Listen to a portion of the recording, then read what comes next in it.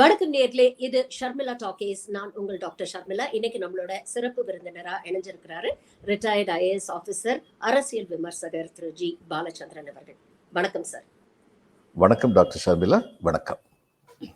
இந்த ஆண்டுக்கான முதல் சட்டப்பேரவை கூட்டத்தொடர் இன்னைக்கு தொடங்குச்சு. வழக்கம் போல் ஆளுநர் உரையோட தொடங்க வேண்டிய ஒரு சூழல்ல மீண்டும் ஆளுநர் ஒரு பரபரப்பை ஏற்படுத்தி இருக்கிறாரு. மேடையில பேசுறவர் ஒரு முன்னரை மாதிரி ஒரு 5 நிமிஷம் பேசினாரு.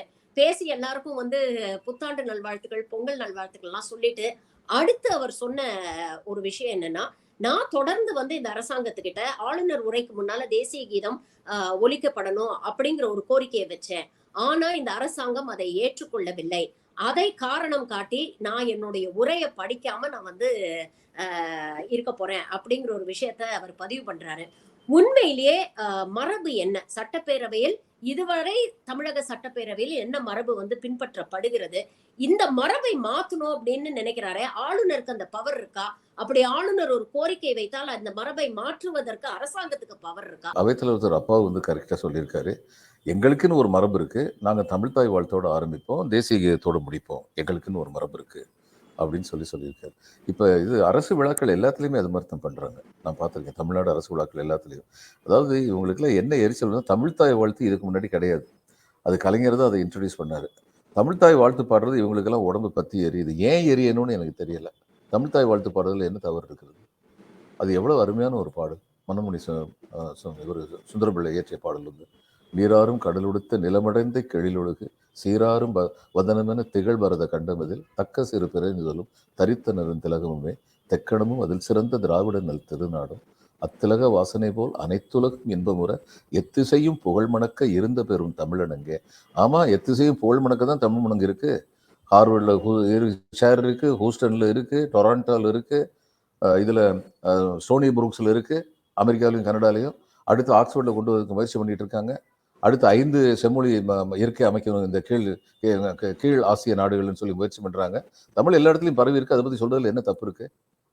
இவங்களுக்கு ஏன் இது இவ்வளவு எரிச்சலை கலப்புதுன்னு தெரியல. அது இவர் யாரு மரபை மாத்துறதுக்கு? முதல்ல இவர் நினைச்சா நம்ம நாளைக்கு என் பர்த்டே அன்னைக்கு நீங்க வச்சிருங்க, என் பர்த்டே கிரீட்டிங் சொல்லிட்டு அதுக்கப்புறம் ஆரம்பிங்க அப்படின்னு சொன்னா எல்லாரும் எந்திரிச்சுன்னு ஹாப்பி பர்த்டே டு யூன்னு ஆரம்பிக்கணுமா? விளையாட்டுத்தனமா, சிறுபிள்ளைத்தனமா இருக்கு இதெல்லாம். அதாவது கலாட்டா பண்ணணுங்கிறதுக்காக வேண்டிய இதெல்லாம் பண்றது. இந்த தேவர் மகன் ஒரு படத்துல இவர்கிட்ட இவர் பஞ்சாயத்துக்காக உட்காந்துருப்பாரு சிவாஜி கணேசன். கமல்ஹாசன் பக்கத்தில் நின்றுட்டு இருப்பாரு. அந்நேரம் நாசர் ஒரு சின்ன விஷமத்தனமா ஒரு கேள்வி கேட்பாரு. உடனே கமல்ஹாசன் பதில் சொல்றதுக்கு எந்திரிப்பாரு. உடனே இவர் கையை பிடிச்சி இழுத்து உட்கார வைப்பாரு. அவன் கலாட்டா பண்றதுக்குன்னே வந்திருக்கான்டா, நீ சும்மாரு. அவன் இதுக்கே வந்திருக்கான், நீ சும்மாரும்பாரு. அதான் இப்ப தமிழ்நாட்டு மக்கள் நம்ம கவர்னரை பார்த்து சொல்ல வேண்டியிருக்கு. கவர்னர் பார்த்தும் அரசை பார்த்தும் சொல்ல வேண்டியிருக்கு. அரசை பார்த்து சொல்ல வேண்டியது, கலாட்டா பண்றதுன்னு வந்திருக்கிறாரு, கண்டுக்கிடாதீங்கன்னு சொல்ல வேண்டியிருக்கு. வேற என்ன? இது ரொம்ப சிறுபிள்ளைத்தனமான ஒரு செயல். இந்த ஆளுநர் இது சொல்றதுக்கு ரொம்ப தயக்கமா இருக்கு. ஆனா ஆளுநருங்கிற அந்தஸ்துக்கு மரியாதை கொடுக்கறதுக்கு திரு ரவி அவர்கள் பல சமயங்கள்ல தவறிடுறாரு. இது ஒரு இன்னொரு முக்கியமான ஒரு குற்றச்சாட்டு. இது இன்னும் ஒரு சீரியஸ் அக்யூசேஷன். என்ன அவர் வைக்கிறார்னா, ஆளுநர் உரையை நான் படிக்காததற்கு இன்னொரு முக்கியமான காரணம், இந்த உரையில் உண்மைக்கு புறம்பான விஷயங்கள் இருக்கு, இதுல எனக்கு ஏற்பு இல்லை, அதனால இதை நான் படிக்க மாட்டேன் அப்படிங்கிற ஒரு விஷயத்த பதிவு பண்றாரு. ஆளுநர் உரைங்கிறது அரசாங்கம் ரொம்ப கேர்ஃபுல்லா உட்கார்ந்து இவர்களுடைய சாதனைகள் என்ன அப்படிங்கறத புள்ளி விவரங்களோட அவங்க தயாரிச்சிருப்பாங்க. தயாரிக்கப்பட்டது ஆளுநர் மாளிகைக்கு முன்னாலேயே அனுப்பப்பட்டிருக்கும். ஆளுநரும் அதை படிச்சு அதுக்கு ஒப்புதல் கொடுத்ததுக்கு அப்புறம் தான் அது சட்டப்பேரவையில படிப்பாங்க. அப்போ இவ்வளவு காலம் மௌனம் காத்த ஒரு ஆளுநர் சட்டப்பேரவையில இப்படிப்பட்ட ஒரு ஆதாரமற்ற ஒரு குற்றச்சாட்டை வைக்கிறாரு. இன்ஃபேக்ட் இது என்டையர் சிஸ்டத்தையே ஒரு குற்றச்சாட்டு வைக்கிற மாதிரிதான் இருக்கு. ஆளும் அரசாங்கத்தில் இருக்கக்கூடிய அமைச்சர்கள்ல தொடங்கி அதிகாரிகள் வரைக்கும் எல்லாரையுமே ஒட்டுமொத்தமா அப்படி போற போக்குல இது எல்லாமே உண்மைக்கு புறம்பான ஒரு விஷயம் அப்படிங்கிற ஒரு விஷயத்த பதிவு பண்றாரு. ஆளுநருடைய நோக்கம் என்னன்னு நினைக்கிறீங்க? மக்கள் மத்தியில குழப்பத்தை ஏற்படுத்துறது. இது ஆர் என் ரவியுடைய உரை இல்லை, தமிழக ஆளுநருடைய உரை. தமிழக ஆளுநருடைய உரை என்பது அரசால் தயாரிக்கப்படுவது, அரசை பற்றி, அரசுடைய சாதனைகளை பற்றி சொல்வது. இதை படிக்கிறத தவிர அவருக்கு வேற இது கிடையாது, வழி கிடையாது. இவர் யார் அதில் தப்பு இருக்கு? அது ஏற்கனவே நீங்க சொன்னபடி ஆளுநர் மாளிகைக்கு இந்த உரை அனுப்பப்படுகிறது. அவருடைய ஒப்புதலுக்கு அப்புறம் தான் திரும்பி வருது. இவர் தான் நாகாலாந்து இருந்தபோதே ஒரு மீட்டிங், பீஸ் மீட்டிங்ல நடந்த மினிட்ஸை மாத்தினார்னு இவர் மேல குற்றச்சாட்டு வந்தது. இவர் இதே பழப்பா வச்சிருக்காருன்னு இப்ப சந்தேகப்பட வேண்டியிருக்கு. அப்ப இவருக்கு பிடிக்காதுன்னு உடனே வாசிக்க மாட்டாருன்னு சொன்னா இவர் யார் இதெல்லாம் சொல்றதுக்கு? இப்ப தமிழ்நாட்டுல வந்து மக்களுக்கு இப்ப பெண்களுக்கு உரிமை தொகை கொடுத்துருக்காங்க. இவருக்கு அது பிடிக்கலன்னா சரி, ஏன் கொடுத்தீங்க? ஏன் எழுதுறீங்க? நான் வாசிக்க மாட்டேன்னு சொன்னாருன்னு ஏதாவது அர்த்தம் இருக்கா? இது மாதிரி இதெல்லாம் வந்து அதாவது ஒரு ஒரு ஒரு ஒரு கட்டத்துக்கு மேல இதெல்லாம் பேசுறதுக்கு தகுதி இல்லாத விஷயங்களா இருக்கு. இவர் ஆளுநரா இல்லைன்னா சரி, ஒரே ஒரு வரியில முடிச்சிருப்பேன். திரு ஆர்.என். ரவி என்ற தனிநபர் என்ன பேசுகிறார் என்று தெரியாமல் பேசிக் கொண்டிருக்காருன்னு முடிச்சிருப்பேன் நான். ஆனா ஆளுநரா இருக்கிறதுனால இதெல்லாம் பேச வேண்டியிருக்கு நம்ம. அப்படிப்பட்ட கட்டாயத்துக்கு ஆளாக்கப்பட்டிருக்கோம். அதனால இது ரொம்ப பெரிய தவறு இவர் பண்றது. மிகப்பெரிய தவறு. ஆளுநர்ங்கிற பதவிக்கே வந்து அதனுடைய அந்தஸ்தை குலைக்கிற மாதிரி இவர் பண்ணிட்டு இருக்கிறார். அவ்வளவுதான் சொல்ல முடியும். வழக்கமா சட்டப்பேரவையில் இருக்கக்கூடிய நடைமுறை என்னன்னு பாத்தீங்கன்னா, ஆளுநர் வந்து உரை ஆங்கிலத்தில் வாசிப்பார். அதனுடைய தமிழாக்கத்தை வந்து சபாநாயகர் வாசிப்பாரு. ஆளுநர் வந்து உரைய வாசிக்க மாட்டேன்னு சொன்ன உடனே, அடுத்தது சபாநாயகர் அதே உரையை தமிழாக்கத்தை வாசிக்கிறார். முழுதையும் வாசிச்சு முடிச்சதுக்கு அப்புறம் வந்து அப்பாவு அவர்கள் முக்கியமான கருத்துக்களை வந்து பதிவு பண்றாரு. அவர் வந்து என்ன சொல்றாரு, நீங்க வந்து சாவர்கர், கோட்சே போன்ற அவர்களை வந்து நீங்க உள்வாங்கியவர்களா இருக்கலாம். ஆனா எங்களுக்குன்னு சில குவாலிட்டிஸ் இருக்கு. அதையும் நாங்க வந்து உள்வாங்கியிருக்கோம். அது பிரகாரம் தான் நாங்க நடப்போம். அப்படிங்கிற ஒரு விஷயத்த பதிவு பண்றாரு. 2வது, நீங்க உரைய படிக்காததுக்கு நீங்க 1000 காரணம் சொல்லலாம். பட் இதே ஒரு வாய்ப்பா பயன்படுத்தி உங்ககிட்ட இன்னொரு கோரிக்கையை நான் வைக்கிறேன். தமிழக மக்கள் இந்த பேரிடர்னால ரொம்ப பாதிக்கப்பட்டிருக்காங்க. பிஎம் கேர்ஸ் அப்படிங்கிற ஒரு ஃபண்டுல எவ்வளவு பணம் வந்திருக்கு அப்படிங்கறத மக்களுக்கு நீங்க கணக்கே சொல்ல மாட்டேங்கிறீங்க. ஆனா அதுல இருந்து அட்லீஸ்ட் ஒரு 50,000 கோடி வந்து தமிழக மக்களுக்கு கொடுக்கணும்னு தமிழகம் சார்பாக நீங்க வந்து பிரதமர் கிட்ட எங்களுக்காக பேசணும் அப்படிங்கிற ஒரு விஷயத்தையும் வந்து பதிவு பண்றாரு. இதை பதிவு பண்ணிட்டு இதை வந்து உங்க உங்க மனசுல இருக்கிறதெல்லாம் நீங்க சொல்லிட்டீங்க, எங்க மனசுல இருக்கிறதையும் நாங்க பதிவு பண்ணிடுறோம் அப்படின்னு இது போன்ற விஷயங்களை வந்து அவர் சொல்லி இருக்கிறாரு. எந்த கருத்து வேறுபாடு இருந்தாலும் தமிழக அரசு ஆளுநர் அப்படிங்கிற பதவிக்கு கொடுக்க வேண்டிய மாண்பில் இருந்து என்னைக்குமே தமிழக அரசும் தமிழக முதல்வரும் வந்து தவற மாட்டாரு அப்படிங்கிற விஷயத்தையும் பதிவு பண்ணியிருக்கிறார். இதை எப்படி பாக்குறது? இல்ல, அப்பா அவர்கள் 2, 3 விஷயம் சரியா சொல்லியிருக்காரு. இது ஒரு அரசியல் தாக்குதல் தான். நீங்கள் சவர்க்கார், கோட்சேயை மதிப்பவர்கள் அல்லது வழிவந்தவர்கள் சொல்றது. ஆனா அதுல பெருமளவு உண்மை இருக்குங்கிறது நிஜம்தான். அதாவது சந்தேகம் இல்லாமல் நிரூபிக்கப்படவில்லைங்கிறனால தான் வீர சவர்க்கார் வந்து மகாத்மா காந்தி கொலை வழக்கில் வந்து விடுவிக்கப்பட்டார். அதே சமயம் அந்த கொலை வழக்கில் சம்பந்தப்பட்ட 3 பேர் வந்து அப்ஸ்காண்டர்ஸ்னு 22 வருஷமா சொல்லிட்டு இருந்தாங்க.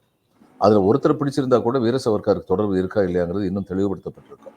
அதனால இது வந்து பாருங்க, இந்த நாட்டுல மகாத்மா காந்தி ஒருத்தர் கொலை செய்யப்பட்ட பொழுது கூட கொலை செய்தவர்கள் ஒரு குறிப்பிட்ட குழுமத்தில் உள்ளவர்கள். அந்த குறிப்பிட்ட குழுமம் அதிகாரத்தில் மிக மிக பலமுள்ளதாக இருக்கிறதுனா அந்த விசாரணை கூட சரியில்லாம போயிட முடியுங்கிற நிலைமையில தான் நம்ம நாடு இருக்கு. ஜவஹர்லால் நேருவே பிரதம மந்திரியா இருந்தார். அவர் வந்து உண்மை தெரியணும்னு சொல்லி ஆசைப்பட்டார். அவர் கையை மீறி கூட செய்ய முடியும் அப்படின்னு தான் இதை வந்து காட்டுது. இது நான் பெயர் குறிப்பிட விரும்பல. ஒரு துறை ஒன்று இருக்கு. அந்த துறையில வந்து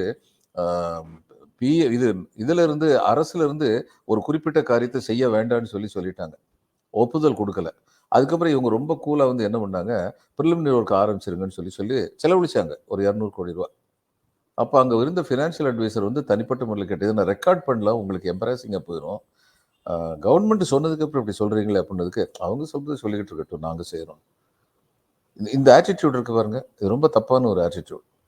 இதே மாதிரி தான் மகாத்மா காந்தி கொலை வழக்கில் வந்து சரியான முறையில் நீதி விசாரணை சரியான முறையில் நடப்பதற்கு ஒத்துழைப்பு தரவில்லை அரசு தரப்பு.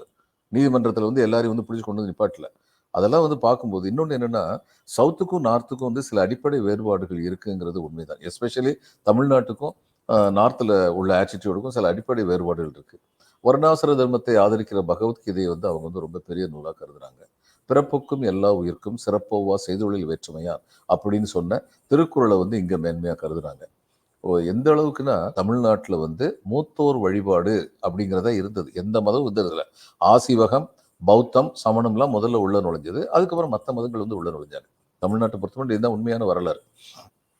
இந்த மூத்தோர் வழிபாடு மட்டும் இருந்த இந்த இதுல வந்து அந்த மதங்கள்லாம் வந்து சேர்ந்ததுக்கு அப்புறம் தான் திருக்குறள் எழுதப்பட்டது. அந்த திருக்குறள்ல வந்து அவர் வந்து என்ன எழுதினாரு, பறந்து கெடுக உலகு இயற்றியான் இறந்து உயிர் வாழ்தல் வேண்டேன் அப்படின்னு எழுதினார். அவர் வந்து எல்லாவுடைய நம்பிக்கைகளையும் மதிக்கிற ஒரு பெருமகனார் திருவள்ளுவர். அப்படிப்பட்ட பெருமகனாருக்கு எப்படிப்பட்ட கோபம் வந்ததுன்னா, யாராவது ஒருத்தன் பட்னி கடந்து சாகணுங்கிற நிலைமைய வச்சிருக்குன்னா, அப்படிப்பட்ட ஒரு நிலைமையை கொண்டு வந்த கடவுள் நாசமா போட்டும், பறந்து கெடுக உலகு இயற்றியான் இறந்து உயிர் வாழ்தல் வேண்டேன் அப்படின்னு சொன்னார். 2000 வருஷத்துக்கு அப்புறம் அதையே தான் பாரதி சொன்னார். தனியொருவனுக்கு குணவில்லை எனில் ஜகத்தினை அழித்திடுவோம் அப்படின்னு சொல்லி அந்த மாரல் ஆங்கர் வந்து துள்ளி குதிச்சு வந்தது.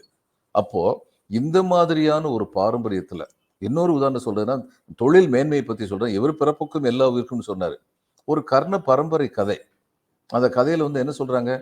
சிவபெருமான் கடவுள் வந்து வந்து நின்னு தன்னுடைய ஒரு பாட்டு எழுதி தர்மிட்ட அனுப்பி வச்சாரு. அந்த பாட்ட வந்து நக்கீரன் வந்து இது பொருளில் குற்றம் இருக்குன்னு சொல்லிட்டாரு.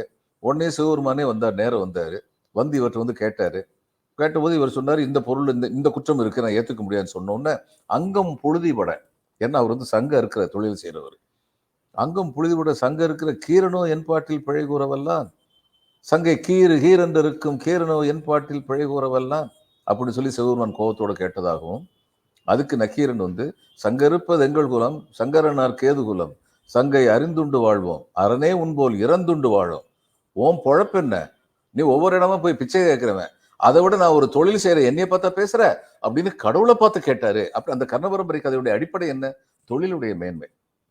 இது மாதிரி இந்த மண்ணுக்குன்னு சில அடிப்படை நம்பிக்கைகள் இருக்கு. அந்த அடிப்படை நம்பிக்கைகள்ல ஒண்ணுதான் நம்முடைய கன்னி தமிழ் மொழியே, கலையுலக மிதற முரசெழு ஒலியே, குறுமுனி அருள் தமிழ் குமரி என் தாயே, குரல்மறையால் உலக ஆள்பவள் நீயே, கொடுமையாவும் நீங்க, சார்ந்த குணங்கள் யாவும் ஓங்க, வா வா அப்படின்னு சொல்லி பாடுறாங்க. இன்னிசை அணிந்த இனிமையே தன் பெயரானாள், மண்ணுலகெல்லாம் வணங்கிடத்தக்க பொதுமுறை அருளிய வாணி, பன்மொழிக்கு உயர்ந்த தொன்மொழி அரசி, பரமனின் வரம் பெற்ற புதல்வி, தன்னிகரற்ற தமிழ் எனும் அமுத தாய் மலரடி படிந்துயும் நம்ம கவிஞர்கள் பாடியிருக்காங்க. நம்முடைய மொழியை பத்தி நம்ம அவ்வளவு பெருமையா நினைக்கிறதுக்கு எல்லா காரணங்களும் இருக்கு. அப்ப அந்த வாழ்த்து பாடுறதுல என்ன தப்பு இருக்கு? இவங்களுக்கே அது வந்து வலிக்குது. இவங்களுக்கு வலிக்குதுங்கிறதுக்காக பாடாம இருக்க முடியுமா? பாடுவோம், அது எம் உரிமை. தேசிய கீதம் பாடுவோம், அது எம் உரிமை, எம் கடமை. இதுதான் தமிழ்நாடு. இதை புரிஞ்சுக்காம ஏதாவது பண்ணிட்டு இருந்தாலும் நம்ம என்ன செய்ய முடியும்? அதனால அப்பாவும் சரியா தான் கேட்டிருக்காரு. சரியா ஒரு இதுவும் வச்சிருக்காரு. அரசியல் பேச்சு அது அப்பாவு சொன்னது சரியான அரசியல். கணக்கே இல்லாம பல்லாயிரக்கணக்கான கோடி ரூபாய் வச்சிருக்கீங்களா, அதுல இருந்து கொஞ்சம் தமிழ்நாடு கஷ்டப்படுற தமிழ்நாட்டுக்கு கொடுங்களேன், அதுக்காக நீங்க போய் பேசுங்களேன் அப்படின்னு சொல்லியிருக்காரு. என்னத்த பேசுவாரு? எதுக்கெடுத்தாலும் தமிழ்நாட்டை குறை சொல்லிட்டு இது சரியில்லை அது சரியில்லைன்னு சொன்னவரு, சென்னையில அவ்வளவு பெரிய வெள்ளம் வந்த போது ராஜ்பவன் விட்டு வெளியில போல, ஏன் போக வேண்டியதானே படம் எடுத்துக்கிட்டு, அல்லது ஒரு ஃபிளைட்ல போக வேண்டியதானே, போய் பார்க்க வேண்டியதானே மக்களுடைய துயர. எதுவும் செய்ய மாட்டாங்க, உட்காந்து குறை சொல்லிட்டே இருப்பாங்கன்னா அதுக்கு எதுக்கு கவர்னரு? இதுதான் உண்மை நிலவரம். இவர் என்னங்க, இவர் ஹிஸ் மாஸ்டர்ஸ் வாய்ஸ். அங்க உள்ளவங்க என்ன சொல்றாங்களோ அதை கேட்டு அதே மாதிரி பேசுறாரு, அவ்வளவுதான், வேற ஒண்ணும் கிடையாது. இது ஆரம்பத்துல நீங்க சொன்ன மாதிரி ஹிஸ் மாஸ்டர்ஸ் வாய்ஸ் அப்படிங்கறத கேட்டு இங்க நடைமுறைப்படுத்துறது அப்படிங்கிறது இப்போ ஒரு கட்டத்தை தாண்டி ஒரு பர்சனல் ஈகோ ட்ரிப் மாதிரி ஆயிடுச்சோ அப்படிங்கிற ஒரு கேள்வியும் வருது இல்ல. இப்ப நமக்கெல்லாம் வந்து நேஷனல் ஆந்தம்னா அட்டென்ஷன்ல நிக்கணும், அதை மதிக்கணும் அப்படின்னு கத்து கொடுத்திருக்காங்க. ரைட் விங் ஐடியாலஜி இருக்கிறவங்க பெரும்பாலும் இந்த நேஷனல் ஆந்தம் வந்து மதிக்கிறது இல்ல. கர்நாடகா சட்டப்பேரவையிலே எடியூரப்பா வந்து அவருடைய பெரும்பான்மையை நிரூபிக்க முடியாம நேஷனல் ஆந்தம் பாடும்போது நடுவுல எந்திரிச்சு போன கதையெல்லாம் வந்து நம்ம பார்த்திருக்கிறோம். ஆளுநர் படிக்கலைனாலும் அந்த உரையை வந்து அவை குறிப்பில் ஏத்தணும் அப்படிங்கிற ஒரு தீர்மானத்தை ஒரு மனதாக நிறைவேற்றுறாரு. துரைமுருகன் பேசும் பொழுதே இவர் வந்து எந்திரிச்சு மீண்டும் ஒரு முறை சட்டப்பேரவையில இருந்து இவர் வாக் அவுட் பண்றாரு. Before the national anthem is being played. National anthem ஒலிக்காததனால் என் உரையை நான் படிக்க மாட்டேன்னு சொன்ன அதே ஆளுநர் அந்த நேஷனல் ஆந்தத்துக்காக வெயிட் பண்ணாம இன்னைக்கு மறுபடியும் ஒரு வாக் அவுட் பண்ணியிருக்கிறாரு. அப்படிங்கும் பொழுது கடந்த முறை ஹி வாஸ் காட் அன்னவேஸ். இவங்க வந்து இப்படி வந்து சட்டப்பேரவையிலே முதல்வர் வந்து அவருடைய உரையை எதிர்த்து அவர் சொன்ன சில விஷயங்கள் எல்லாம் அவை குறிப்பில இருந்து நீக்குவாருன்னு அவர் எதிர்பார்க்கல. அன்னைக்கு ஒரு வெளிநடப்பு செஞ்சாரு. ஆனா இன்னைக்கு தெரிஞ்சே இதுதான் narrative, I am going to set the narrative அப்படிங்கிற ஒரு பர்சனல் ஈகோ ட்ரிப்ல நீ பெரியவனா நான் பெரியவனான்னு ஒரு கை பாத்துருவோம் அப்படிங்கிற மாதிரி வெளியில நடந்து போன மாதிரிதான் பாக்குறவங்களுக்கு தோணுச்சு. நீங்க எப்படி நினைக்கிறீங்க? நானும் அதே மாதிரி தான் நினைக்கிறேன். பார்க்குறவங்க வந்து ஆளுநர் மேல மரியாதையோடு இதை பார்க்க மாட்டாங்க. நான் சொல்றேன், இது ஒரு சிறுபிள்ளைத்தனமான செயல் மாதிரி தெரியுது. இந்த ஈகோ ட்ரிப்புங்கிறது வந்து சிறுபிள்ளைத்தனமான செயல் மாதிரி தெரியுது. ஈகோ வந்து 2 பேர் ஈக்குவல் ஆளுங்கிட்ட ஈகோ இருக்கலாம்.